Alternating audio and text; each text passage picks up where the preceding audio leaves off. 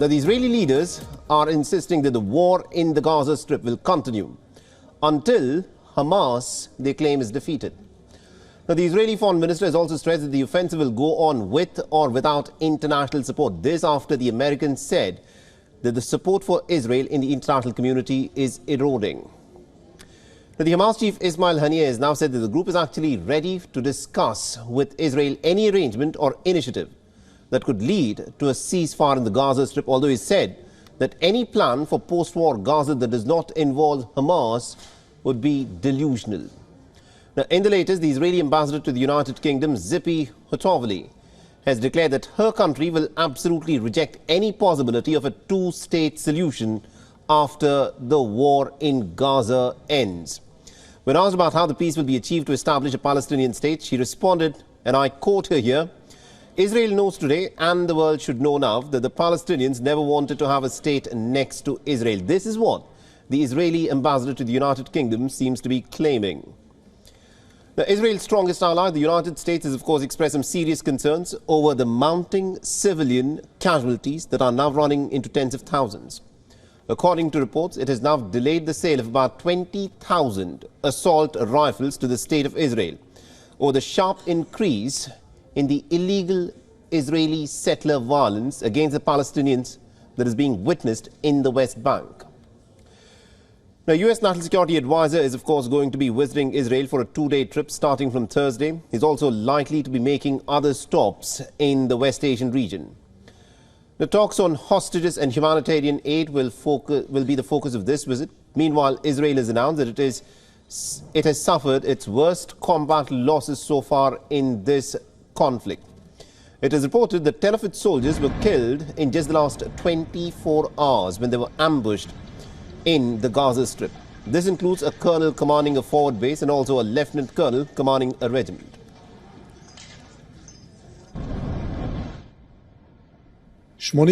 חללים, 86 קברים חדשים נוספו בהר הרצל בלבד מאז מתקפת הרצח של ה-7 באוקטובר.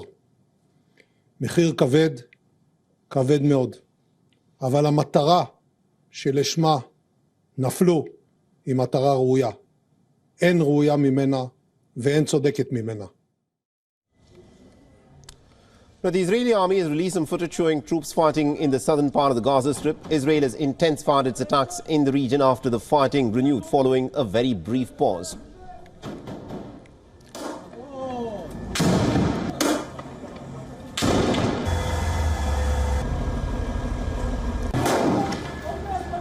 And Hamas has released a video showing its operations in Khan Yunis in southern Gaza.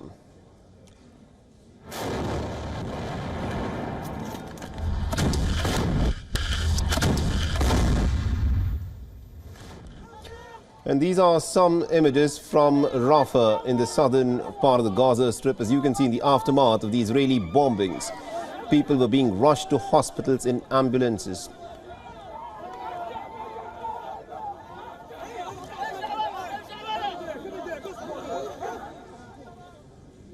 And there is more violence that is being reported in the West Bank of the Palestinian territories of West Bank. There is no Hamas here. But according to the Palestinian Health Ministry, an Israeli raid deep into an area is now in its second day, and it has left at least about 7 Palestinians dead. The Israeli military claims that their forces confiscated approximately 30 weapons, ammunition and other military equipment.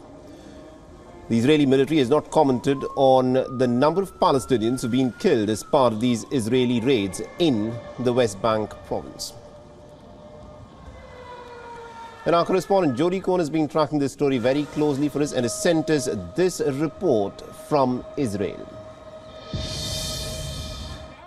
So National Security Advisor Jake Sullivan is in Israel for meetings on Thursday with Prime Minister Netanyahu, President Herzog and the War Cabinet. As far as I can see, they're going to be discussing 3 key issues. Number 1 is the timetable of this war. We know the US wants the main operation to be over by January. Israel has said that they expect the operation in Khan Yunis to be over by then. but that the war must end when Hamas is no longer a threat and the 135 hostages have been returned. The second issue will be the Israeli hostages and Palestinian civilians as well. Now, White House spokesperson John Kirby said that Israel's done possibly more than the US would have done to protect civilian lives in this war. For example, he said, by giving warning to Palestinian civilians and therefore to the enemy of targets in advance. They're going to be talking about aid. State Department spokesperson Miller has reported good progress, saying that more safe routes have been opened for civilians and aid to move around. But the US wants Israel to open its crossing between Gaza and Israel. Israel has said in the past that that's hard to do while under attack, and that Hamas has fired approximately 120 rockets from the humanitarian safe zones, which are supposed to be without any fighting, and that 1/3 of these fell short within Gaza. So it remains to be seen what happens on that front. And the third issue is the post-war Gaza. The US agrees that Hamas has to go. In the short term, there's talk of a security role for Israel, in an interim role for Arab or international forces, and a long-term role. The US wants to see a revitalized Palestinian Authority governing Gaza. Now, according to a Palestinian Research Center poll that's just been published, 82% of Palestinians in the West Bank support Hamas's 7th of October attack.